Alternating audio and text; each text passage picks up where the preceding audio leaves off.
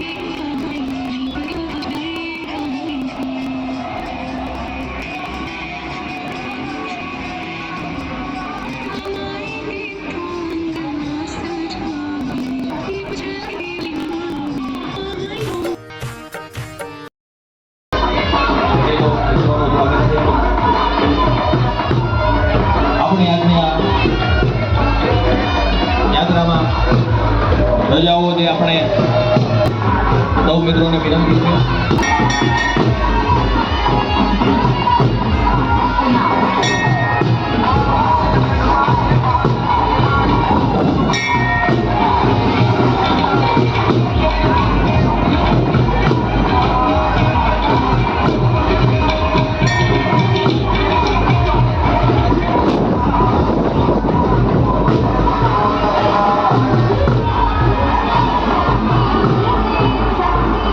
જય શ્રી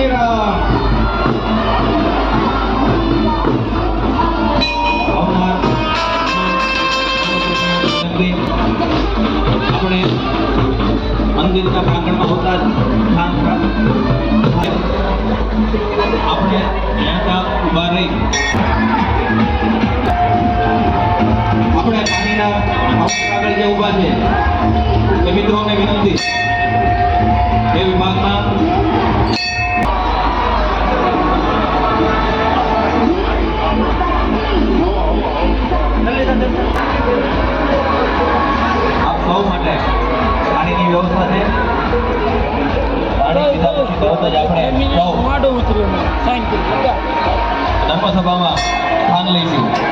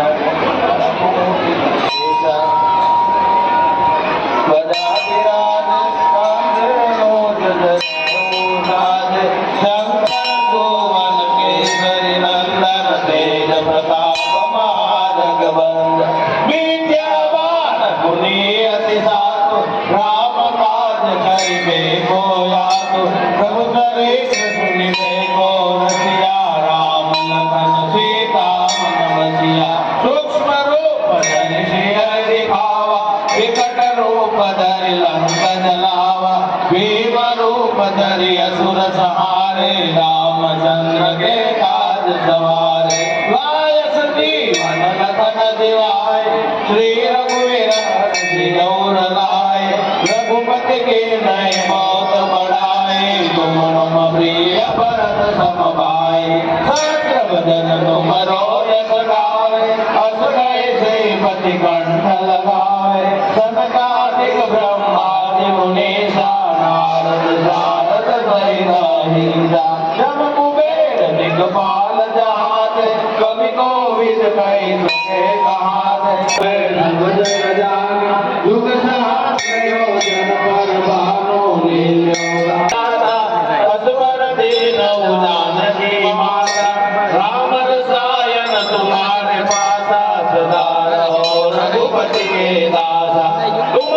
भजन राम को पावे जन्म जन्म के दुख दुख बिसरावे अंतकाल रघुबरपुर जाए जहाँ जन्म हरि भक्त कहाए और देव संकट कटे मिटे सब पीरा जो सुमिरे हनुमत बलबीरा जय जय जय हनुमान गोसाई कृपा करो गुरुदेव की नाई जो सत बार पाठ कर कोई छूटे बंदी महासुख होई जो यह पढ़े हनुमान चालीसा होय सीता की गौरीसा तुलसीदास सदा हरि तेरा की जय नाथ हृदय महडेरा पवन तनय संकट हरण मंगल मूर्ति राम लखन सीता सहित हृदय बसो सुरभूप सियावर रामचंद्र की जय रघुवीर रामचंद्र की जय उमापति महादेव की जय पवन सुत हनुमान की जय बोलो भाई सब संतन की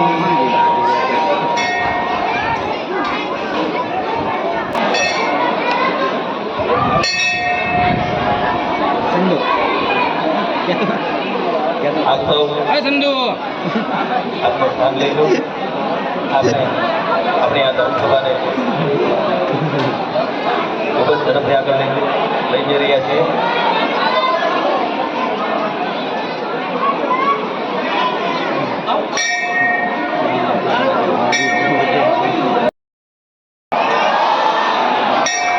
જય શ્રી રામ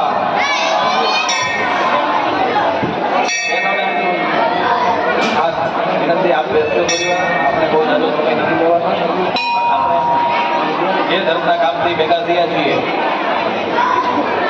એને આપણે પૂર્ણ કરવું છે આપણા વિશિષ્ટ વ્યક્તિ જે અહીંયા ઉપસ્થિત છે એમને સાંભળવા છે એટલે આપણે કાર્યક્રમને હવે શરૂ કરવા જઈ રહ્યા છીએ કાર્યક્રમ આજનો જે છે એમાં આપણા દેશભર ગામના નગરજનો 1000થી ઉપર જે નિધિ આપણને અર્પણ કરી છે એમની આ યાદી અહીંયા હું બોલવા જઈ રહ્યો છું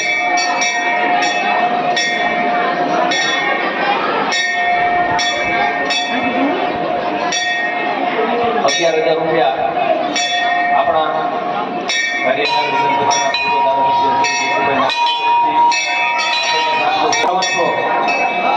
ધારાસભ્ય શ્રી દેવંતી સરવૈયા આપણા દેશર ગામના સરપંચ શ્રીના પ્રતિનિધિ છે 1100 રૂપિયા મુરાદભાઈ બચુભાઈ બચુભાઈ આપણે તાળીઓ ત્યાં સૌને બતાવીશું હું ઝડપથી નામ બોલવા જઈ રહ્યો છું 1100 એક હરવીરભાઈ ઉમાભાઈ લાડવા 1001 રામદેવ મોબાઈલ શૈલેષભાઈ ગોડિયા 5100 રૂપિયા તુષારભાઈ હરદાસભાઈ ગોટી 1100 લાલાભાઈ માલાભાઈ આહિર 2100 રૂપિયા એસડી એકતા પરિવાર તરફથી પહેલી વાર એવું કીધું છે ફોર્મ કર્યા વગર પૈસા આપ્યા છે 2500 રૂપિયા મયુરભાઈ રામજીભાઈ બોગરા 1101 ઘનશ્યામભાઈ મંજીભાઈ ઠુમર ગાદરડાવાળા 5100 નક્ષ ઇન્ડસ્ટ્રીઝ મગનભાઈ રાઘવભાઈ ડોબરિયા આપણે જોરદાર તાળીઓથી આ સૌને વધાવીએ 1001 યોગ ડેરી દેવપુગન 1000 રૂપિયા વિજય રાજસિંહ સરવૈયા રાજપરડા 1100 પટેલ ટિમ્બર માર્ક 2500 રૂપિયા શિવશક્તિ સ્ટીલ અશોકભાઈ લીંબાભાઈ બારૈયા 5100 રૂપિયા શ્રી ગોલ્ડ સ્કૂલ કુમારસિંહ સરવૈયા કિરોડા 1100 રૂપિયા રાજેન્દ્રસિંહ જામસિંહ સરવૈયા પ્રમુખ શ્રી વેપારી એસોસિએશન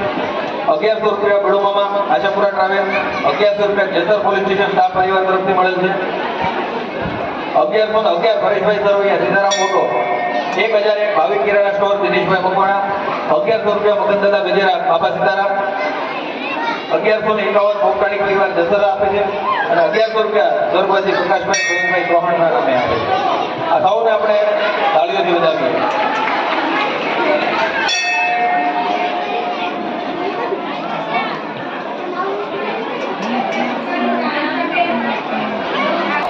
લોક વિશ્રામ પ્રાતસ્મરણીય પરમ આરાધ્ય પૂર્ણ પુરુષોત્તમ ભગવાન સીતારામ પ્રાગટ્ય દિવસ એટલે રામનવમી વિશ્વ હિન્દુ પરિષદ જેસર બજરંગ દળ જેસર રામ જન્મોત્સવ સમિતિ જેસર આયોજિત આજની આ રામનવમી શોભાયાત્રા અને ધર્મસભામાં આપણે સૌ રામધામથી આવ્યા છીએ ત્યારે સૌપ્રથમ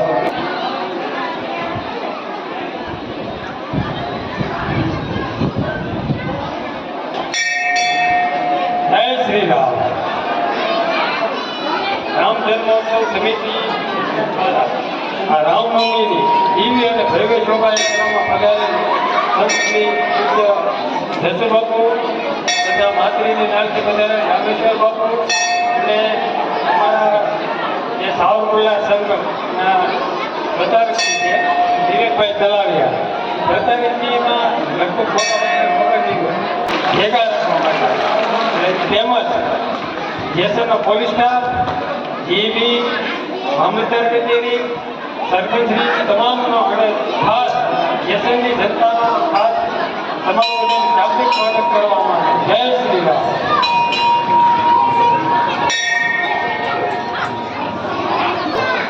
સર્વત્ર દિવ્યતા વ્યાપો, સર્વત્ર શાંતિ વિસ્તરે.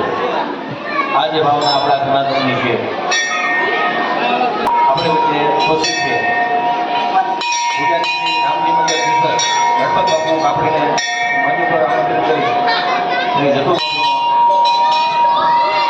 ચાર અને પુરાણથી સ્વાગત કરશે. જરૂરી હનુમાનજી આશ્રમની વાત કરું તો છે ધરતી દેવો ભવ સૂત્રો સાથે હંમેશા ઉભો છે એવા જસુ બાપુનું સન્માન થવા જઈ રહ્યું છે. આપણા તાળીઓથી વધાવીએ.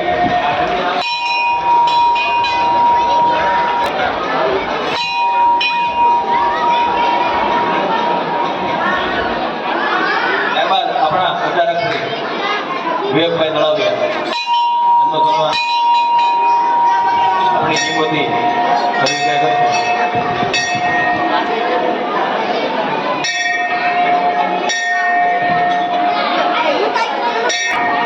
રામ એટલે એક વિચારધારા, રામ એટલે મર્યાદા, રામ એટલે ક્ષમા, રામ એટલે કરુણા, રામ એટલે સત્યનું સાકાર સ્વરૂપ, રામ એટલે વસ્તુ, રામ એટલે આનંદ, રામ એટલે વિશ્વાસ, રામ એટલે અનુશાસન, રામ એટલે સૌરજ્ઞાની જરૂર છે. રામ માટે કેટલું બોલીએ.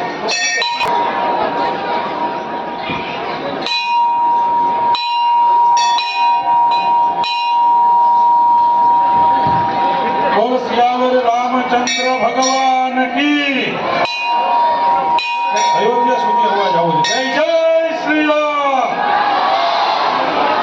બંને રૂતા કરીને જય જય શ્રી રામ. 22 જાન્યુઆરી બધાને ખબર છે કે પ્રભુ શ્રી રામલલા અયોધ્યાની અંદર પધાર્યા. એટલે પૂજ્ય સંતોના ચરણોમાં મારા વંદન.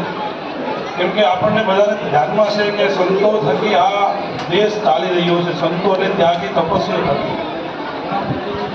તો 22 જાન્યુઆરીએ પ્રભુ શ્રી રામલલા અયોધ્યા પહોંચ્યા અને મંદિરમાં પ્રાણ પ્રતિષ્ઠા મહોત્સવ ઉજવાયો. એ પછી આ પહેલી રામનવમી છે. અયોધ્યા નગરી છે એનું વર્ણન અમને ખબર નથી. આ મારા સંતાન છે પણ રામની સામે રામના ગુણગાન ગાય છે, દશરથના ગુણગાન ગાય છે કે અયોધ્યા શું છે, રામ લક્ષ્મણ માતા સીતા કોણ છે, આખી એની કથા સુનાવે છે. ત્યારે ખબર પડે કે રામાયણ શું હતું. અને રામ એટલે છે ભાઈઓ બેટો, આપણે વાસ્તવિકતા તમને કહું, જ્યારે લોકો આપણે પ્રભુ શ્રી રામ લક્ષ્મણ ત્યારે આપણે સમજી શકીએ કેવડો ત્યાગ હતો કે ભાઈની રક્ષા કરવી એક ભાઈનો ધર્મ છે. ભાઈની રક્ષા કરવી ભાઈનો ધર્મ છે. છોડે છે કે જાઓ તમે ભાઈની રક્ષા કરો.